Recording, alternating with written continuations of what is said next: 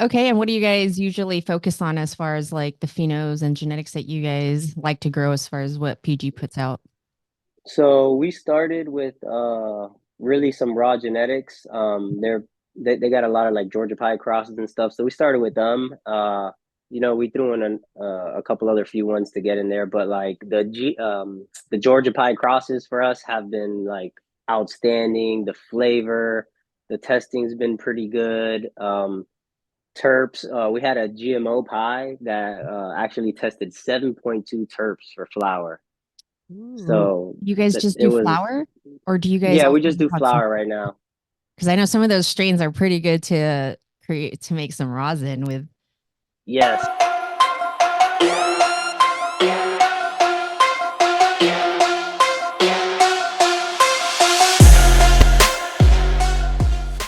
Hey guys, Casey Santana here with Chief Entertainment. We have another guest to share with you guys.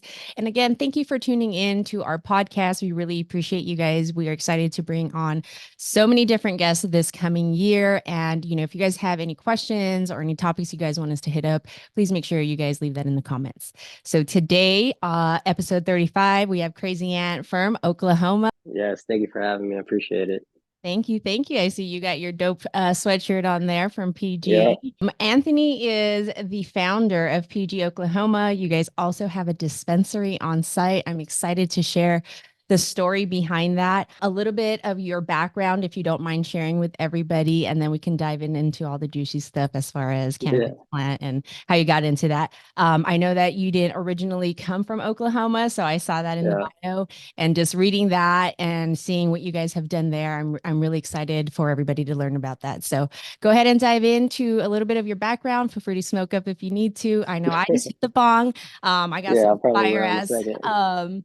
GMO. It's like a pre 98 Bubba Kush crossed with Girl Scout cookies. So I'm Yeah. I saw GMO was one of your favorite. We actually have a red velvet cross with GMO. that's been a hot It's, strain going yeah, around. it's real nice. Yeah, so tell But me a little bit about your background. What got you guys to where you're at now, and tell us a little bit where you're from because I know you're a family man as well. Yeah, so we lived in Florida our whole life. My dad had a friend out here in Oklahoma who was growing, and he just mentioned it to us. I was working electrical at the time, so my brother and my dad came out, and they wanted us to like invest into what they were doing, but there was a bunch of partners involved, and he mentioned to us like we could start our own too. So we ended up coming out here like two times to just look for properties and stuff like that, and we found a nice spot in Prague, and like within a couple months, we were already packing up and moving and doing all the No paperwork and stuff question. like that. And like before we even moved, we were already we started out of a two-car garage, or sorry, a three-car garage. And we just started building before we even moved out here officially, and we were just building it up, made it look like amazing for our first grow ever.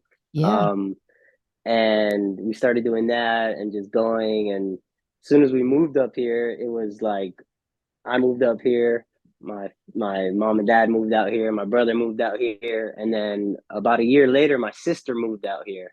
So it's all of us, we're all here now, and we just been grinding so hard, learning so much, and it's been awesome. And get to do it with the family, so it's been pretty Yeah. great. I mean, yeah, it's one thing to, you have your immediate family bounce and get up and leave, but when you're bringing in the extended family and you've got the whole gang there, it's got to be like infusing and kind of like helps you push through the hard, tough times of the market within Oh yeah. itself. Even though I will say, I hear Oklahoma had a phenomenal turnout once they got going. Did you guys jump in at the beginning of that, or were you guys more towards the end once you guys started getting the facility and getting licenses for the dispensary and all that? Yeah, so we jumped in and we were like about a year after it's been going and stuff. Like when we were told about it, like the prices were super high, it was all that. And then when we finally finished building and that, the prices just dropped like a lot on the prices of the pound. So we were in it at a little rough time, but we just been surviving and just trying to get the quality as best as we can, not like push out anything that we don't like ourselves. So Yeah. we've been doing like pheno hunts and all that for the past 3, 4, 5 years now. Okay. And yeah, and it's been awesome. And every harvest just gets better and better. What are you guys growing in? Are you guys rock wool, hydroponics? We're in cocoa. Yeah, Cocoa. yeah, we're in Nice. cocoa, 1 gallon pots. Okay. Okay. And what do you guys usually focus on as far as like the phenos and genetics that you guys like to grow as far as what PG puts out? So we started with really some raw genetics. They got a lot of like Georgia pie crosses and stuff. So we started with them. We threw in a couple other few ones to get in there, but like the Georgia pie crosses for us have been like outstanding. The flavor, the testing's been pretty good. Terps, we had a GMO pie that actually tested 7.2 terps for flour. Ooh. So You guys just it do was, flour or do you guys yeah, also we just do have some? flour right now. Because I know some of those strains are pretty good to create to make some rosin with. Yes, so we actually just this past weekend we met up with somebody who does rosin, and we did a test batch with some cheetah chew, which is from Unami seeds, Okay. and it's a cheetah piss crossed with Georgia pie, and it came back at like 5.5%, which was really high. It smells amazing, like so we're Yeah, I like excited. the cheetah Our piss. next harvest, we're gonna have probably like a whole row, if not two, just designated for live rosin. Yeah, I think people are turning on to hash a little bit more, especially like the women. So just discreet as far as dabbing. I know me Yeah. personally in the past 2 years, I used to swear up and down. I mean, I've been smoking for decades now since I was 16. I'm almost 40. But now that I'm like, been in the industry, rosin right now is the jam. Yeah. it's a different ball game. It's different Yeah, even appreciation. Oklahoma. Oklahoma's like a little bit, more, I don't want to say behind and, disrespect them, but like they're a little bit slower to catching on than like California and that. And now is when people are really catching on to the live rosin and appreciating it, the price for it, because it's a lot more expensive than flour. Yeah, that's for sure. But I would say that to that point, like maybe for like the elders who have some serious pain, I hear it's a good alternative for them instead of the like opioids or things like that. Cause I know how to Yep. guess that was her alternative. So it was surprised me to know that somebody in like, their 60s say that they were a dabber. I thought, she'd say like she smokes flower, but Yeah. she kind of explained it in that way. And I was like, that's true. That I didn't realize like how strong some of those medications can be and have to be. So yeah, I think that's interesting. What does the market look like in Oklahoma? I don't travel often, SoCal girl all my life. Yeah. But curious to know what it looks like for, just the industry and just consumer base. It's getting a lot better. In the beginning, patients like they were looking for shake. The smalls was super popular at the time. Like farmers were getting beaten down for their price on the smalls and the shake and stuff like that. But dispensaries were selling a bunch of shake at the time. But now it's definitely changed. People are starting to appreciate the craft behind the flower and the quality. And shake is not selling as much as it used to. People are coming in asking for flour. Yeah. They're educating themselves about it a lot too. Not a lot of people in the beginning they were skeptical about it. They just wanted the cheap stuff, but it's definitely getting there now. So it's Yeah. going great. Yeah, that's exciting. I know, you guys get a lot of riffraff about, you guys blew up as soon as you guys opened up the doors and took that market. And so hopefully you guys are doing well and you guys learned from everything that went, shitty in South and in California, since we were a great example for a lot of people. Oh yeah. Are the people primarily indoor out there, or do you guys have the capacity to do sun-grown greenhouse? There's a lot of outdoor here. Okay. A lot of greenhouse. But there's some really big and nice indoor facilities out here too. So that's what we do. We just do indoor. We Okay. haven't got into the outdoor, the greenhouse. We will eventually, but right now we've just been focused on like craft cannabis, The just best, trying to for sure. have the best stuff. Yeah. Did you start out doing your own little grow ups? I mean, how long have you been smoking weed? No, I've been smoking weed since probably my junior year, but never heavy. I played sports and I never had anything against it. My family smoked, Okay. but we never like I was never like heavy smoker until about senior year. I started smoking more. And then I've always been into weed, like Mhm. friends always had it, always seen it. Like I just love, I'm a taste guy. So when I smoke, it's not just to get high. Like I, Right. I love to taste the different strains. I never really smoked the same thing. So Yeah. that's what I just enjoy the most about it. But I never really had a home grow either. We started like off the rip. Like we came out here, we had our buddy that who told us about it, and Right. he was just kind of guiding us. And I was just on YouTube all the time, learning. Like That's I right. like I never picked one place. I kept like watching different grows, and I Yeah. would just take techniques off of each one, and Yeah. that's how I just kept going and going. Yeah, I love it. I mean, I grow indoor as well, and I mean, it's been a while since I've done it, probably 2 years since my second baby. But I got like a whole schedule from some dude who was at the green, the shop where I picked up my soil, and he hooked me up with all types of supplements for them and nutrients and put me on a schedule, and I followed that, and then I started doing the same thing, and I call it like, graduates of university of from YouTube, and having that degree Yeah, because you can yeah. learn, and as long as you're willing to put in that energy into educating yourself to know, that craft, you can go a long way. I don't have a degree in anything. I didn't go to school for shit, but I have a Me hell of a either. lot of experience in smoking weed. I got a corporate background in banking over 20 years. And so I'm all about Nice. experience. And so I feel you when it comes to taste testing, being a pre-roll judge. For Emerald Cup, I can appreciate, somebody that takes the time to actually look at the cannabis and the flower being made and crafted from people like yourself. Is there anything that you're seeing in the market right now that is, exciting in 2024? I hear that we have some federal regulations changing coming Yeah, that's spring. big. Yeah, I'm Um, definitely excited. yeah, is that, I mean, do you have, is there a lot of events that pop off? What does the industry look like as far as Oklahoma? No, there is not a lot of events. There's very few. If they are, they're not the best.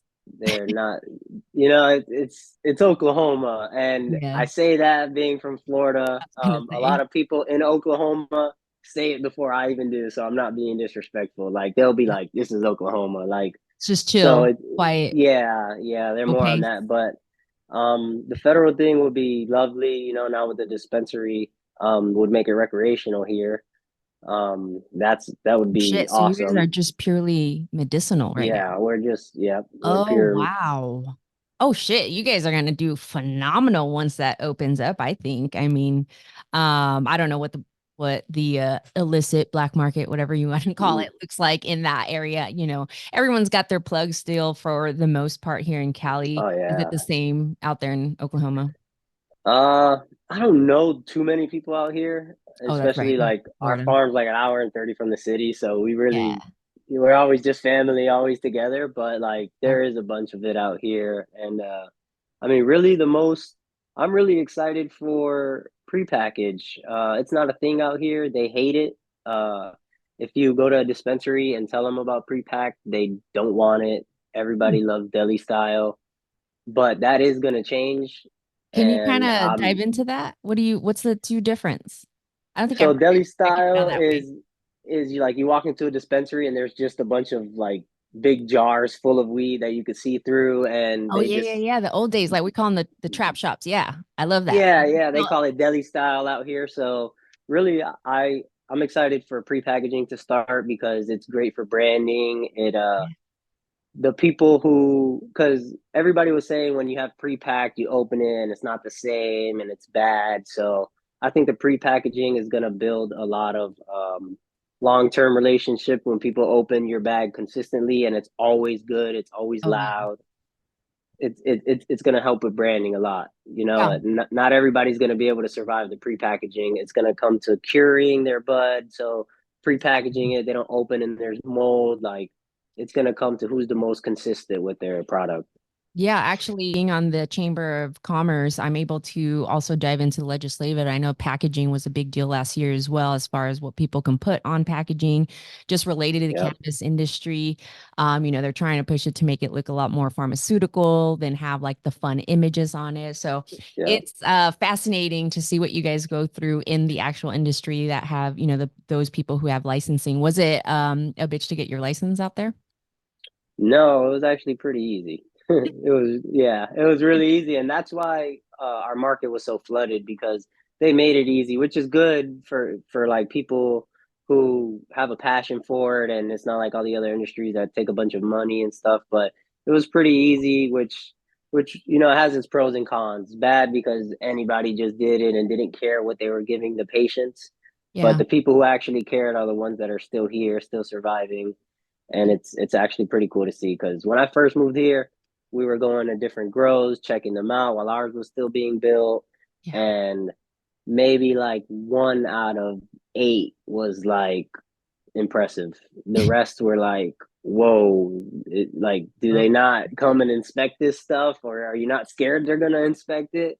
So Right, like, right. Or lose your crop because of half-ass shit. Right. yeah. Yeah. So one day, hopefully, you and hubby could come out here and definitely check us out. Like, we take Yeah. pride in it. We keep it as clean as possible all the time, and Yeah. That'd be we great. love walking people through it. Yeah. Well, how close so your dispo is on the same property, or you guys? Yeah, it's on the same property. Oh, wow. So you guys are like a hybrid license type. Well, that's what they call them out here. I don't know if it's the same thing. Yeah, we have our processing, dispensary, and grow license. We haven't got much into the processing besides making pre rolls and stuff like that. But like as Okay. far as concentrates, we haven't really Yeah. got into. But this year, we definitely are. Like that's Pass one of our biggest. the capacity as far as your property is big enough to do that. Was it pretty nice to get a good chunk of property out in Oklahoma just because it's Oklahoma? Oh yeah. We have 10 acres, so Oh, our it. plan is more buildings. Maybe even a bigger dispensary there one day. Yeah, But a lounge. That would be great, especially yeah. with, what's federally happening.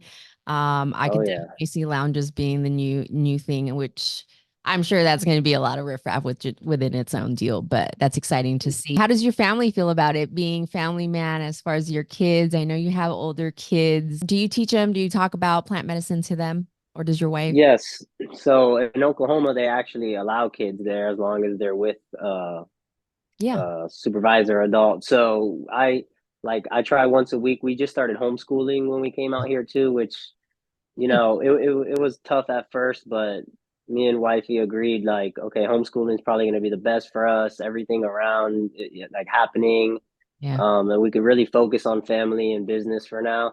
So we homeschool. I try to take them once a week to the farm and teach them like the measurements, the watering, and just try to educate them on the plant. They don't look at it as we did growing up. Not we did, but others did growing Right, up. right. My twins, they ask so many questions. Like So they're intrigued by it, so it's pretty fun. They're also type 1 diabetics, so we're always like constantly on them, taking care of them. And I would love to see in the future for cannabis to see what how that can help out with diabetes or anything in the future because I think cannabis can do a lot. yeah, So that's I one of my biggest know. hopes. They say THCV is the new thing to help with the insulin, spikes that some people may be fighting. I know maybe that may be focused on obesity. I don't know if they're doing the exact research for diabetes, but yeah, I totally agree with you because it is an epidemic. I think a lot of people are struggling with figuring out how to go more of a natural way, especially when they have Yeah. things like that.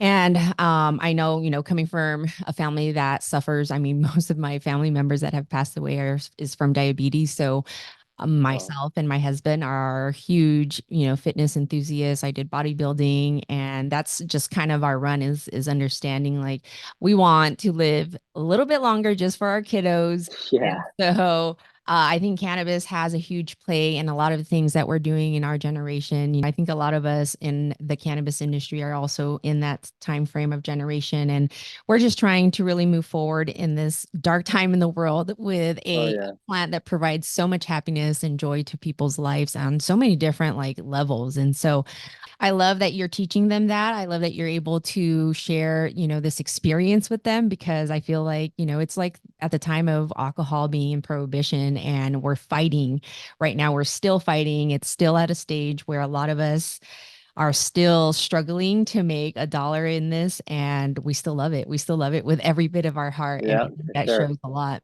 Um, what any plans coming for 2024 as far as expansion, events, anything going on? Do you travel usually maybe to conferences? No, I haven't been yet. I wanted to go to the Vegas one. I was Oh, so upset when I seen everybody posting about it. I was like, for the first time in my life, jealous. FOMO. I was like, no, everybody's there. I want to be there. Yeah, But yeah, it was a long.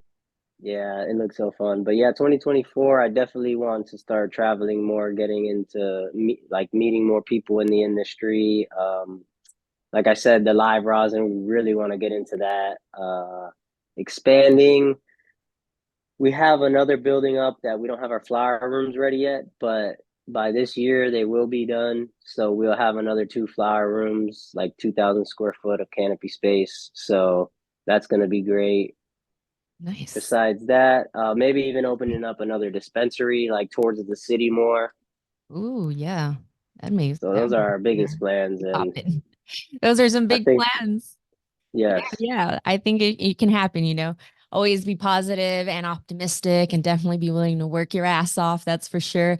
Emerald Cup is around the corner. That's coming up in May. You can always come out to Cali for that. That would be great. yes, They just launched their event.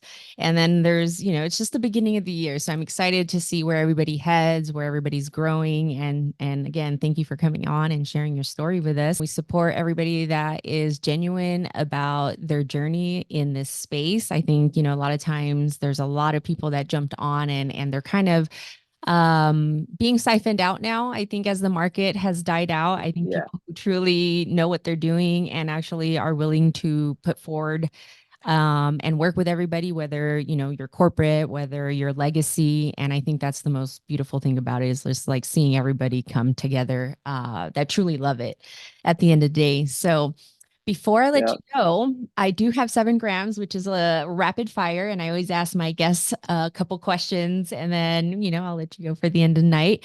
Just random questions around cannabis, kind of what you prefer as a consumer.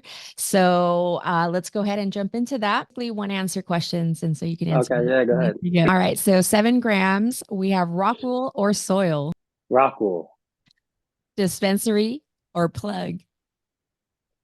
Oh, dispensary.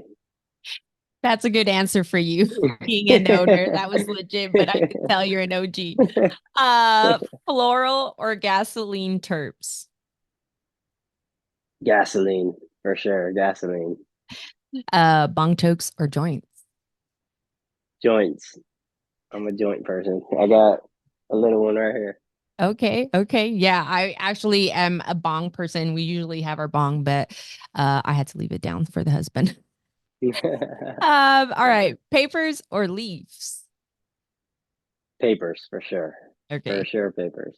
Live resin or rosin? Live resin. Cheech and Chung or half baked?